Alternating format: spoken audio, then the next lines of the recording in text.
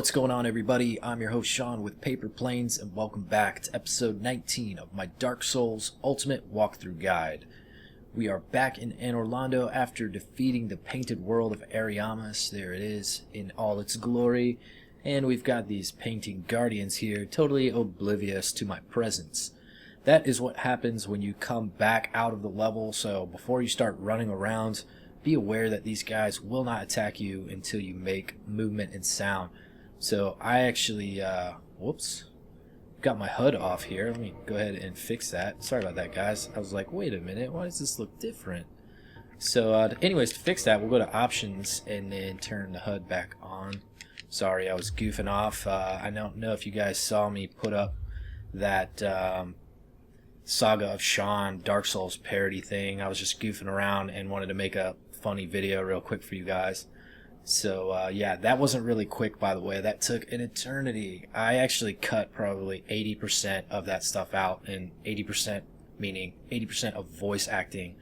And it was so much stuff, and it sucked to cut it, but I was just like, it just became too much work, to be honest with you. I worked on it for a few days, and I was like, I can't do it anymore.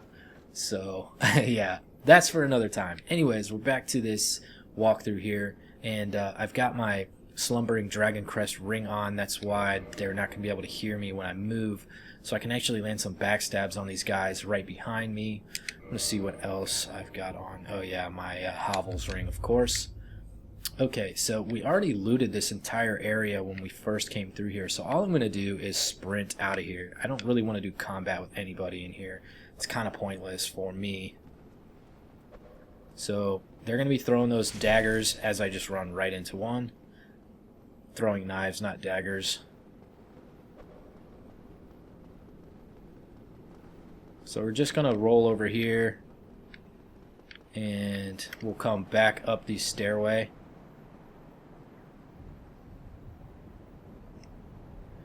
As you can see, we have plenty of souls right now, so when we get an opportunity, we're going to do something with those. Because we're kind of in a difficult area, and most likely going to die sooner than later. Alright. We're going to move this back one more. So I want to hit that bonfire down below us.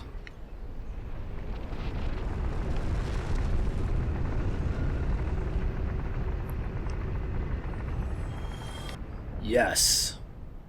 Best kill I've ever done. I love when that happens. These guys just follow you around and then you move somewhere. What the hell? Holy shit. That was surprising. How did you survive that? I still got this heavy weapon on. I need to get this thing off. It's so slow. What do I have equipped? Yeah.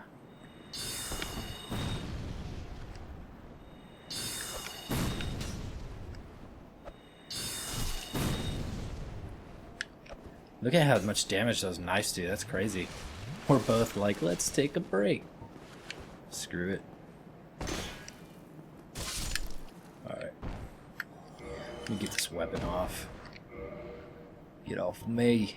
I'm too heavy. What was I using before that? I was definitely using sorcery as my main form of attack lately. Yeah, so we're going to continue to do that. And then we'll use the Iaito as we need it. Alright, so definitely want to tap this bonfire.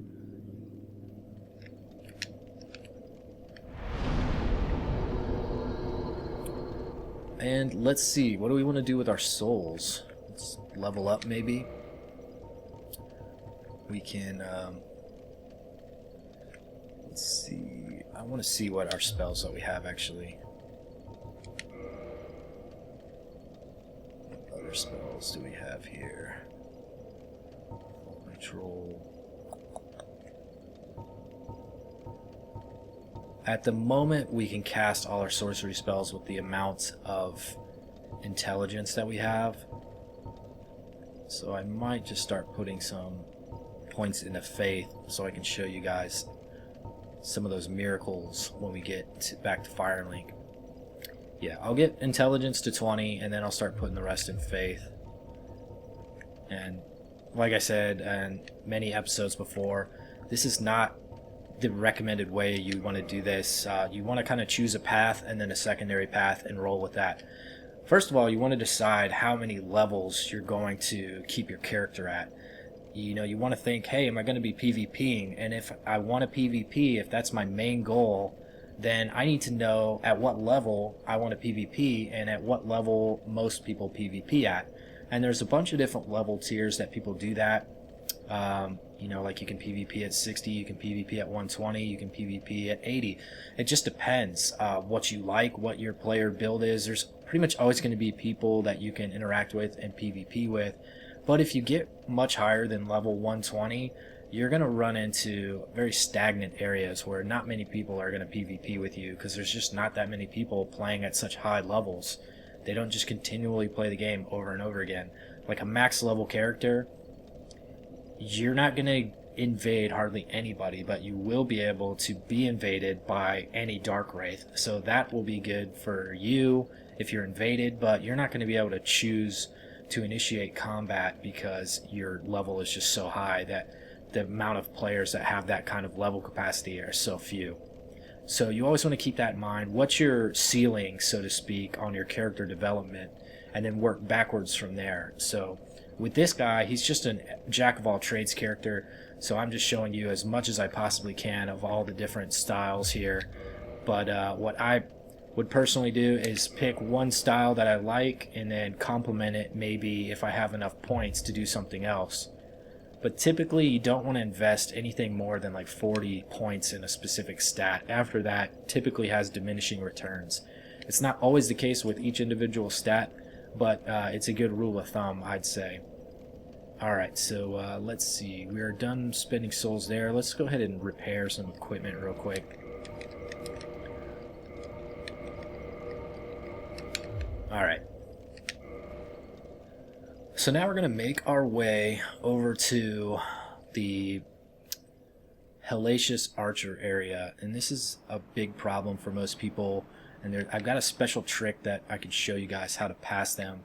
It doesn't always work, but when it does, it's a blessing. And you'll definitely get it done in the first few attempts rather than rage quitting trying to fight your way past them like normal. Because I got to be honest with you, when I was first playing and I got to the Archers of Anor Londo, and if you guys have played this game, you definitely know what I'm talking about. But for those of you that are just watching along or haven't gotten to this spot yet, the Archers of Anor Londo have massive bow and arrow, and when they make contact with you, it just staggers the shit out of you. It knocks you back tremendously. So, and you're walking on these like narrow platforms, and it's just brutal. You get knocked off to your death, and it's extremely frustrating because you're not going to spawn close to it, and you've got to get by all this garbage up here. So it's just a lot of frustration, and I probably died there more than any other spot in the game until I figured out this nice little trick on how to get by them. And don't get me wrong, there's tons of ways to get by them, but I'm going to show you the one guaranteed way that any style of character can get by. You don't need ranged attack, you don't need any kind of attack. You're just going to bait them into falling. So when we get there, you're going to enjoy that part. These guys you don't need to kill if you don't want to. You can just run by them, and then once you get by that opening in the door there, they're not going to continue through that area. But they do have a huge range, so you kind of want to bait out one of their swings and then run by them. Now these guys are a little bit tough. You don't want to get down there and have to face them all at once, so we're going to try to pick them off as best we can. And they do get knocked backwards, so you can actually knock them off. Well, if you stay with the target. This guy will probably fall off the ledge. There he goes. Then we got this other one to our left. Let's focus on him since he's approaching. You see that spell staggers them, so that's good. Getting closer. Now we're going to push him off the ledge. Oh, he moved. And those spears have very long range. They're actually probably the longest range thrusting weapon in the game. So you need to stay definitely clear of them. You can see the huge benefit to using ranged attacks. Trying to target. There you go. He'll just fall right off the back. Okay. And the good thing about killing those guys is they're not going to pursue you down this ramp once you do that. If you just bypass them and sprint by them, which I do in a lot of my playthroughs, they will pursue you, and they can actually hit you and knock you off. Even though there's barriers here to your left and right, you can still get knocked off of those things, and it's a pain in the ass. Ooh, there we go. So I'm going to get these guys to chase me. They're going to shoot lightning at me usually. There we go. Alright, so we get this guy stuck here typically. Another one fell off. That's always good. I'm going to heal up. I'm going to move down a little bit, see if I can focus on him. Oh, okay, so we got an archer after me. That's not good. Let's get this archer off my sight. If you sit over here long enough, he's going to lose sight of you, and then you're safe to go down there and fight that Batwing demon. I don't know if that's the name for it, but that's what I like to call it, Batwing demon. And then we're going to go down there and solo that. So hopefully that archer has lost track of me. Did you forget about me, buddy? Alright, so definitely the demon did. So now we can get our revenge.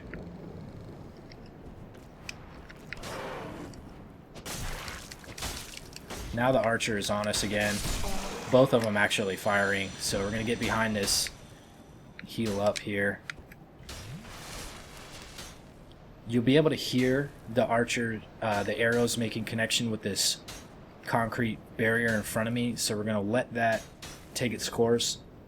You'll know that they stopped attacking you when you can't hear it anymore. It takes about 15 seconds, I would say. Alright, there we go. Well, never mind. Okay, now they're done. So what we're going to do is we're going to run out and sprint up this pathway that you will be able to see now to our left there.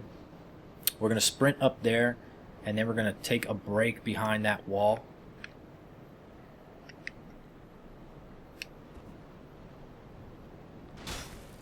Now those things will get through there, and they will do hella damage. They'll actually knock you backwards or off, and they can definitely kill you with 2 hits. So you need to be cautious, and you basically want to zigzag. Taking a hit with your shield isn't necessarily that great of an idea, just because it's still going to stagger you and slow you, and the other arrow will probably hit you and knock you.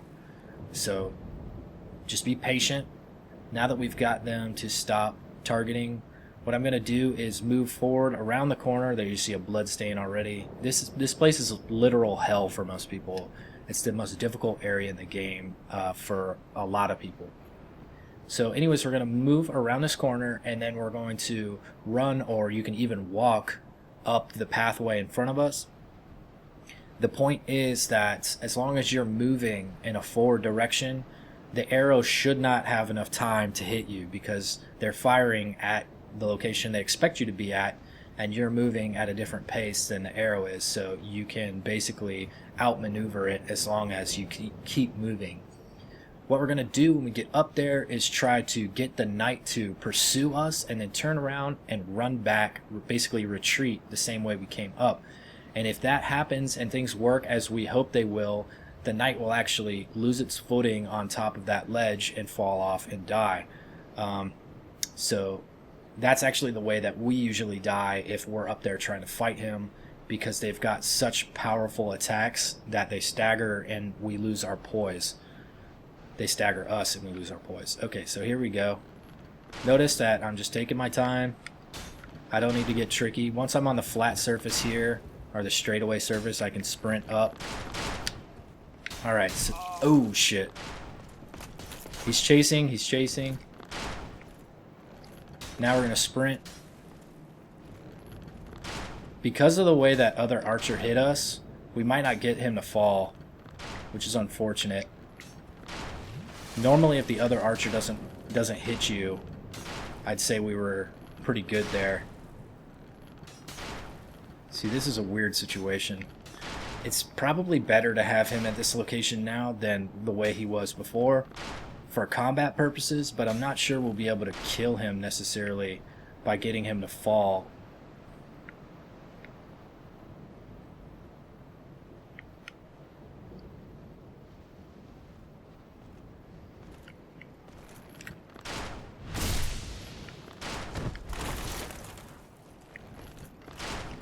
What you can do here is try to move by. He should have fallen right there. Alright, so anyways, I just decided to get by him since that was the safest move. That would have been hilarious if I actually died by that little damage of falling. Hilarious for you. Painfully redonkulous for me. But you can hear that guy still attacking us, the other archer. He's really a pain because when you've got your back turned to him, he can nail you, and you don't have anywhere to go on that little ledge, only forwards and backwards, and he's got a perfect line of fire on you, so he's most likely going to hit you unless you time a roll perfectly, which is hard to do because you never see the arrow coming if you're moving the opposite direction. So you basically have to time it off of your sense and just hope that you get it right. Okay, so now that we're by that, we're going to open this fog gate here. And there's just like a small soul item that other archer is guarding, so don't necessarily worry about going over there to kill him unless you really want to get that. So here's Solaire. He's going to help us out in the boss fight if we choose to do so. So we're going to light this bonfire here. Bonfire lit, of course, and we will rest here. Excellent. Now, there's a lot of things to do in this area of Anor Londo, so I wish they were kind of broken up in the different sections as far as, you know, like names, because this is so broad. Anor Londo is a huge area, and we spend a lot of time here, so I kind of wish this castle area had a different type of name for it. But anyways, let's talk to Solaire really quick. He's just kind of blabbing about, no real big deal going on here. And I'm going to show you basically a few things down here while we're in this area before I end this episode. So in here we've got 3 sunlight metals, and they're being defended by this knight here. You see he's just chilling. We're going to get rid of these obstacles in our way, and we'll move to a heavy soul arrow since he's just sitting there wide open.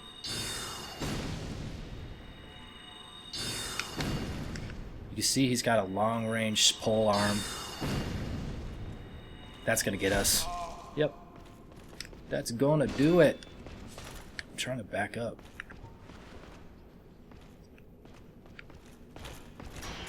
Okay. There we go.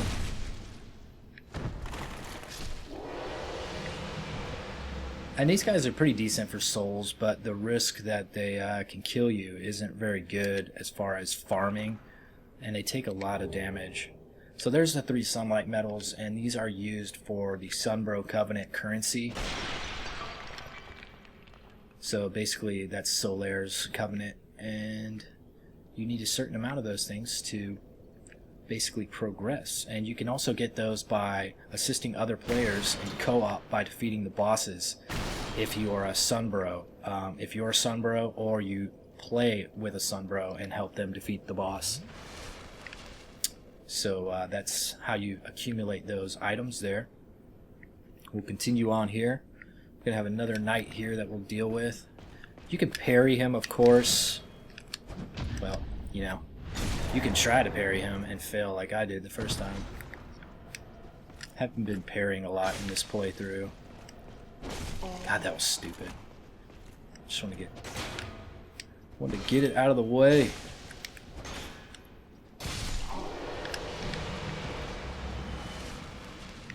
Lots of times you'll see me get lazy and just try to get a kill in when the opponent is low on health. That is always a bad idea, but yet I never seem to shake that habit.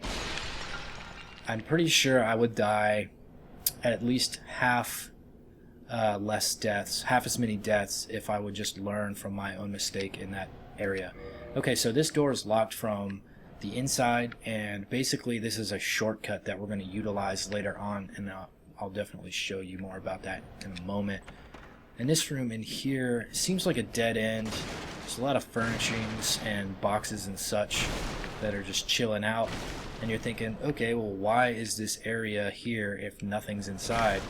Obviously we see that note in front of us, and you know, most of you would never think to go into this fireplace. Like, what's the point? But it's an illusory wall, so of course we can move forward and go down here. Now it's pretty far drop there, so you don't necessarily want to just drop down. You will take a little bit of damage, so might as well try to avoid it if you can. Anyways, even though it's dark, you don't need to be worried about this area. It's just a bunch of chests. These 4 chests are safe to loot, and this guy here is of course a mimic. You can see the chest moving a little bit, and you've got that chain. So let's go ahead and kill the mimic while we're focused on that.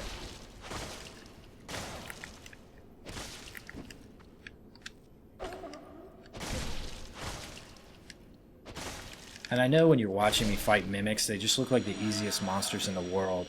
And they pretty much are, because they don't serve much of a threat unless you're totally sleeping on the job. And I believe they give us the occult club here because the occult weapons do more damage against the followers of Gwyn, Lord Gwyn. So, and we learned that when we picked up the occult ember in the Painted World of Ariamis in the item description there. So basically, any of the servants of Gwyn or descendants of Gwyn, like Gwendolyn, who we're going to fight later on, they're going to be weaker to that occult weapon. So we can use that or a weapon with occult properties against them. The rest of these boxes here are Havel's set. We've got the dragon tooth and the shield. That's a huge weapon and a massive shield. Now we get his armor set here. So basically, if you want to be a big fat daddy with slow ass movements but can take a hell of a lot of physical damage, then you can dress up like Havel, which is totally fine, but you're really going to have a lot of skill points invested in your endurance stat. So that's kind of a difficult thing to consider as a viable option unless you're just doing a like a role-playing style playthrough and you're not worried about PvP, and then you can just have fun on your own, which I totally encourage. You know, a lot of people are like, hey, you know, if you don't PvP, blah blah blah, they want to insult you or whatever, but it's your game, it's your money, you play the damn game however you want. I can't stress that enough. So just do whatever you have fun with. Alright, so that's that locked door still. And instead of going up there and continuing on this level, I'm going to end this episode here because we've got so much stuff to cover in here, and I just don't want to do an extremely long episode. I want to break this area into 2 pieces. So we'll go ahead and rest here, and that's going to be it for this episode. Everybody, thanks a lot for checking it out, and I'll see you next time. Thanks for checking out my video.